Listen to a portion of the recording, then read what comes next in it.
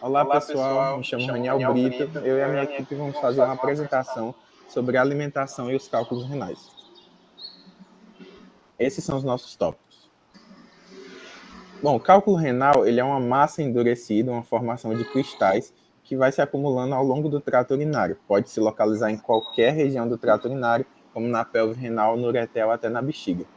É uma afecção muito comum que afeta cerca de 12% da população mundial. É mais comum entre os 20 e 30 anos de idade e mais frequente entre os homens. Entre os homens, a incidência de cálculo se relaciona mais com a baixa ingestão de líquido, enquanto nas mulheres se relaciona mais com o IMC elevado. Existem diversos fatores de risco para a litíase renal, por exemplo, os hábitos alimentares inadequados, a baixa ingestão hídrica, o histórico familiar de cálculos renais é muito importante, obesidade, diabetes, hipertensão e até o uso de medicamentos.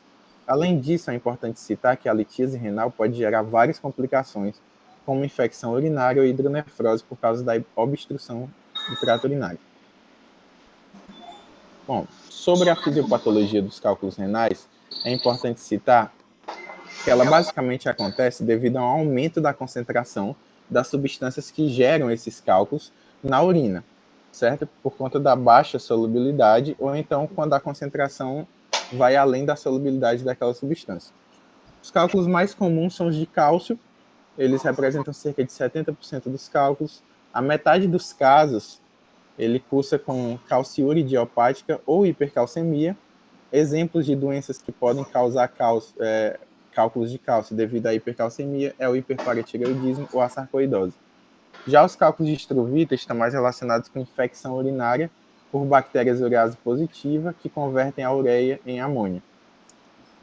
Os cálculos de cistina, eles estão mais relacionados com o fator genético, quando há um defeito no transporte da cistina, mas eles são a minoria dos casos, apenas 2%. Já os cálculos de ácido úrico representam cerca de 8% dos casos, e eles estão mais relacionados ou com o fator genético, ou então com uma diminuição do pH urinário. Bom, gente, meu nome é Pedro. Agora eu vou falar um pouco da relação da alimentação com os cálculos renais. A gente tem alguns alimentos que podem favorecer a deposição de cálculos nos rins ou no trato urinário.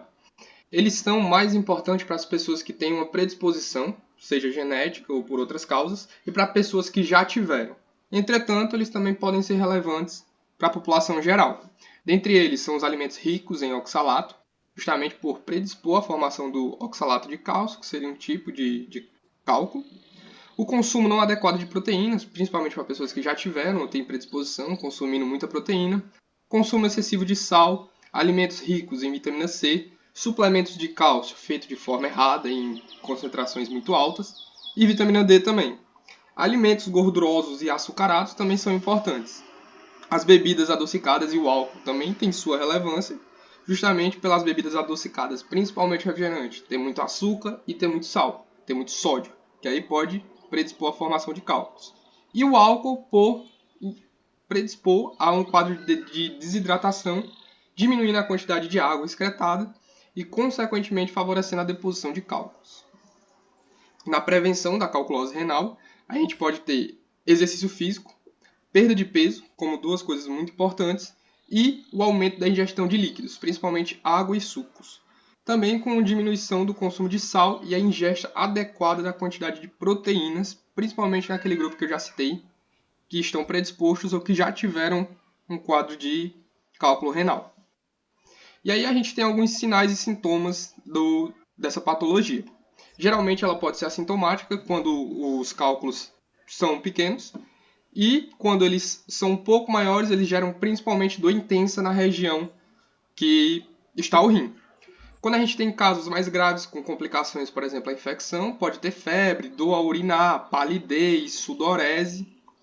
E geralmente esses pacientes eles ficam mudando de posição, procurando a posição mais confortável que minimize a dor. Pode também aparecer náuseas e vômitos e, às vezes, sangramento na urina. Bom, pessoal, meu nome é Felipe e eu vou seguir aqui com a parte de diagnóstico e tratamento. Na parte de diagnóstico dos cálculos renais, é sempre importante a gente ver primeiro as manifestações clínicas, E aí, na suspeita do cálculo renal, pode-se lançar mão aí do exame de urina, que geralmente vai mostrar macro ou microhematúria, e também dos exames de imagem. Geralmente se utiliza a ultrassonografia, que vai mostrar as sombras acústicas, ou então a radiografia simples, que também consegue detectar bem os cálculos. E aí, na detecção do cálculo renal, é sempre importante identificar a etiologia e também analisar o tipo de cálculo. Bom, na parte de tratamento, sempre começar com a analgesia do paciente.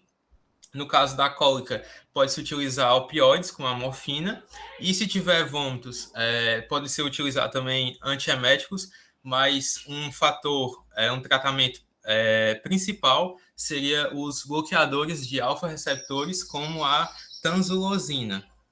Também a gente tem a terapia expulsiva médica. Não necessariamente o consumo de água em excesso vai ajudar nessa terapia, não é comprovado ainda, mas nesse caso, o que se deve fazer em geral é dar analgésico e um bloqueador de receptor alfa para tentar facilitar essa expulsão médica.